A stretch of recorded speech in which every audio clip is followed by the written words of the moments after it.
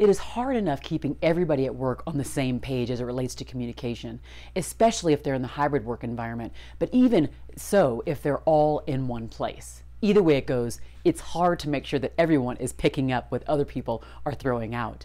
In this video, you're going to learn how active listening really can improve communication at work and walk away with some very clear tips on how to do that. There are many ways that active listening can improve communication at work, but the most important way that active listening can help is if we think about what communication is. Most of us think that one person communicates one way, one person communicates another way, and sometimes and often there is no connection between the 2 points.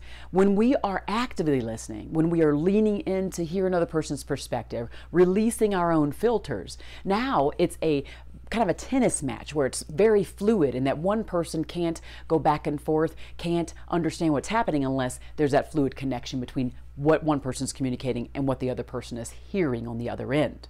If we are actively listening, now we are leaning in, we are removing our filters, we are really seeking truly to serve them, to give to them, not just to get something out of it. So I think the number one way that we can do that is, again, by removing all of the things that are around us, distractions, closing that laptop lid, making sure that our cell phones are way over there and they're turned on silent. When we are zooming in, tuning in to the other person's perspective.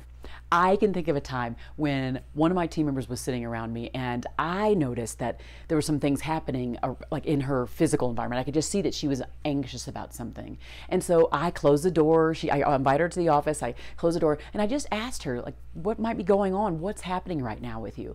And she really appreciated that I noticed, number one, that I took the time to really peel away to see what was happening with her and then ask those questions just to get a dialogue going.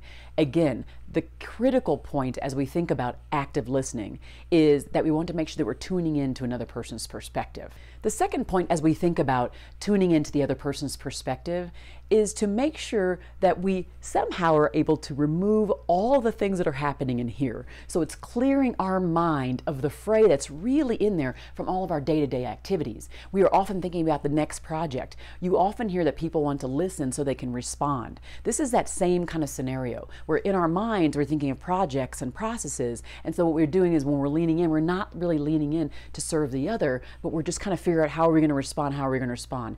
The only way to really not do that is to, again, go into it maybe with some meditative time, some quiet time, some reflective time beforehand to say, what is my goal in serving this person? When I do that, I can kind of remove all the fray and the craziness that's inside my own mind.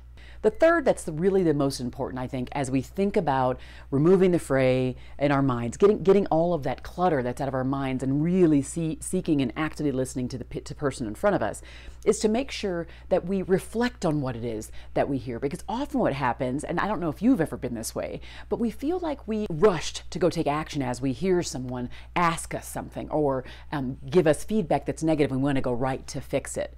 The biggest missing step, I think, with listening is that we don't take the time to reflect on request. So we want to make sure if we want to improve communication at work and we think about active listening, that we take that time to reflect in between so that the people on the other end truly feel heard when we go to now take action on their behalf. If you like this video, be sure to give it a thumbs up and subscribe.